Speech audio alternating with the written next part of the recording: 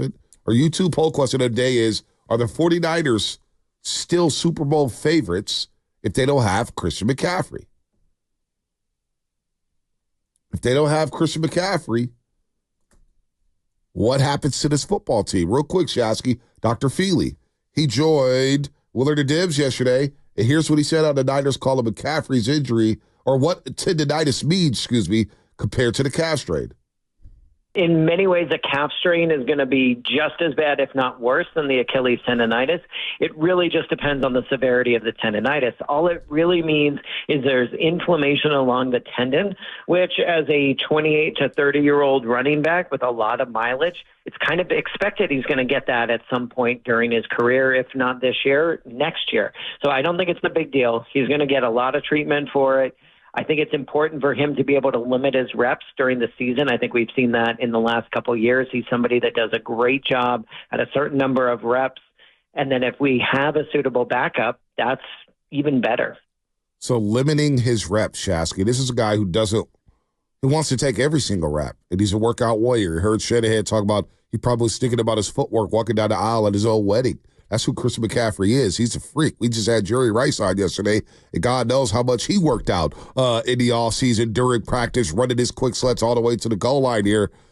They're going to have to taper back Christian McCaffrey. Christian McCaffrey's a tough guy to try to taper back. I just don't think this one's going away anytime soon. It's not good. It's just not good. And, this is one of the best players in the NFL. But, and here comes the big but, I think they can offset some of his production. Yep.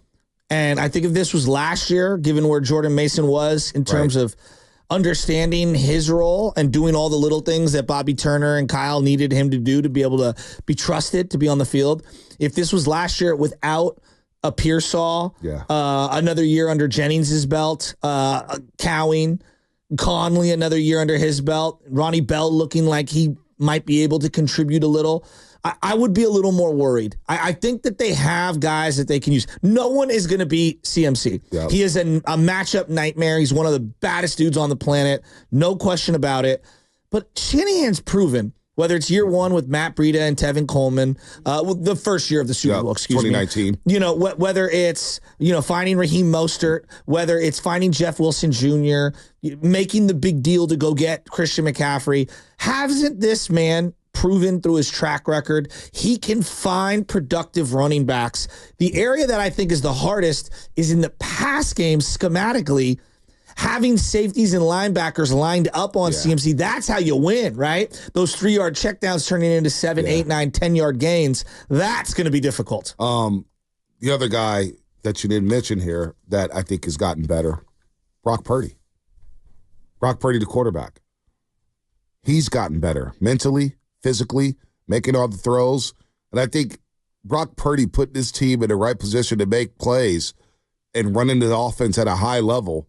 That's where you could see some of the production where you talk about yesterday, you want to see him scramble more. Well, maybe you pick up some more of that hidden yardage with his legs to where he's getting you about 25 to 30 yards rushing the game. It doesn't sound like much, but depending on what it is, if you're getting first downs on those runs, on those scrambles, you can help offset the Christian McCaffrey stuff. Jordan Mason, obviously, is running hard, but you're going to have to get one of these guys in the backfield, whether it's Isaac Orindo, Patrick Taylor Jr., Keyshawn Vaughn, whoever it is, Matt Breida, if you re-sign him, you're going to need production from the running back room. And to your point about the passing attack, that's going to be a big loss, Christian McCaffrey in the pass game. We're talking about a guy you can line up out wide. Talk about a guy you can line up in the slot. He runs all the routes. A lot of people say he runs better routes than anybody on the team, for crying out loud. That includes Brandon Ayuk and Deebo Samuel. So, yes, that will be lost. But can you overcome that in the pass game? To your point, yes, they have in the past. And I do believe they can still get to 30, 30, 30, 30, 30 without Christian McCaffrey. Just going to have to do it a little bit differently. Maybe they have to lean on the pass a little bit more. Maybe they have to lean on Kittle and Deebo and Ayuk a little bit more. But the one guy who has gotten better, which makes me feel confident about them overcoming an absence from Christian McCaffrey, is Brock Purdy. It's the quarterback. If this was Jimmy, we'd be freaking out. If this was Mullins, we'd be freaking out. But it's Brock Purdy, Shasky, and that's why I feel really good about this offense continuing to maintain a high level of play.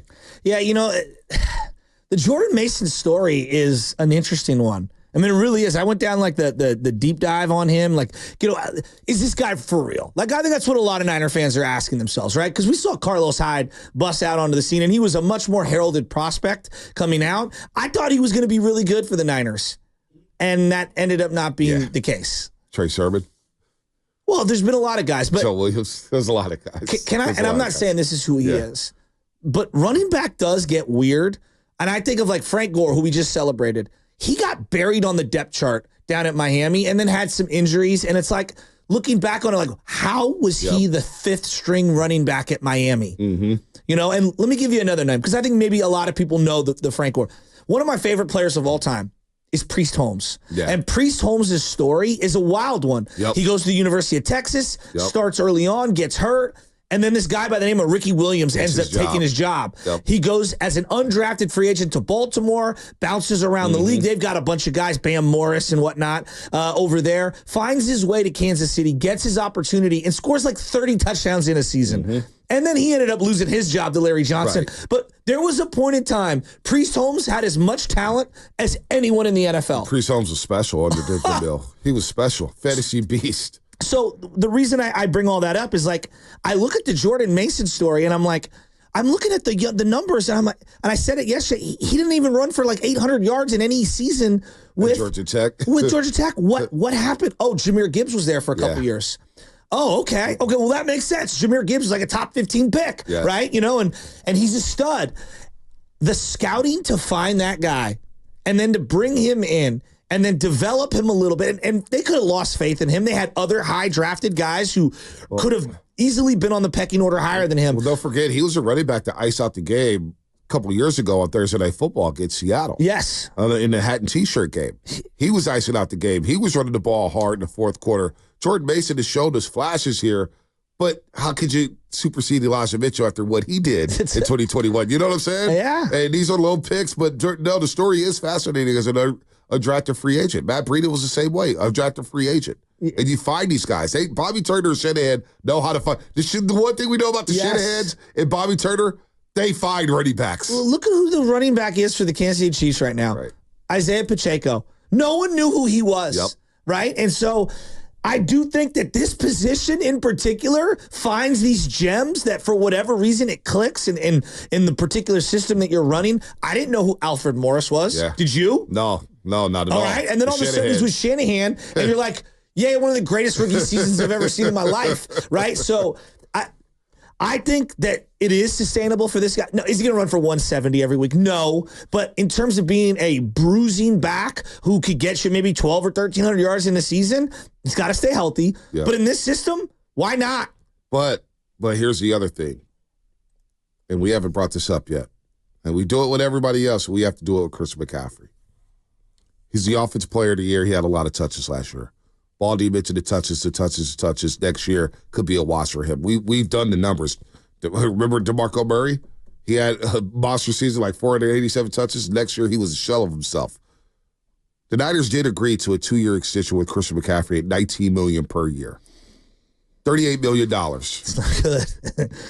Right now, I'm guaranteeing you there's a lot of fans who don't want to say it out loud, but they're thinking it. Did we just get hosed? Is this a sunken cost? Is he going to be healthy? We're going to hear more from Dr. Feely on this injury and how long he could potentially be out. But right now, everybody's saying he's doubtful Sunday. I'm going to say right now, he's out against Minnesota. He can't play this game. If I told you to put $1,000 down on one or the other, he plays in less than a month or he plays after week 8, where are you putting your money? Anytime after week 8. I'd say he plays before week 8, but I don't know if he plays before week 4. Okay, so I'm kind of like, I think this is a weeks to months injury. Achilles tendonitis I don't joke around with, man. This is a serious injury. I'm not even going to sugarcoat it here. I can do a sugarcoat job, but I'm not going to sugarcoat it here. I'm not going to do it. All right, more coming up, brought to you by Fremont Bank. 888-957-9570. How concerned are you about Christian McCaffrey and can the 49ers overcome